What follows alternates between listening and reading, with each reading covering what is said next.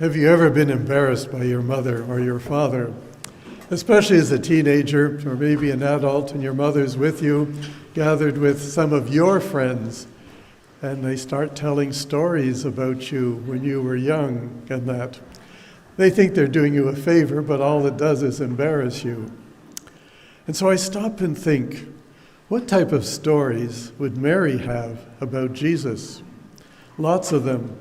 And I suspect she told people, and one person that she had to tell had to be St. Luke, because St. Luke, of all the Gospels, records more about the life of Mary and Jesus than any of the other Gospels.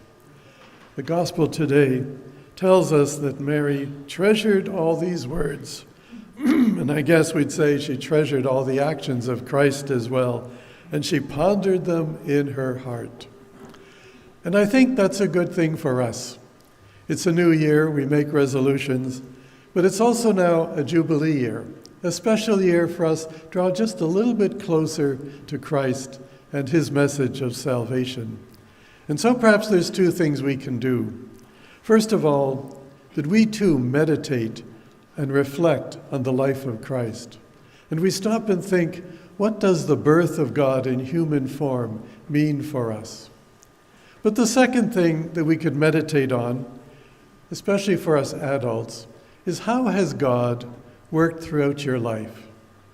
You can think of situations, challenges, problems, and somehow you got through them.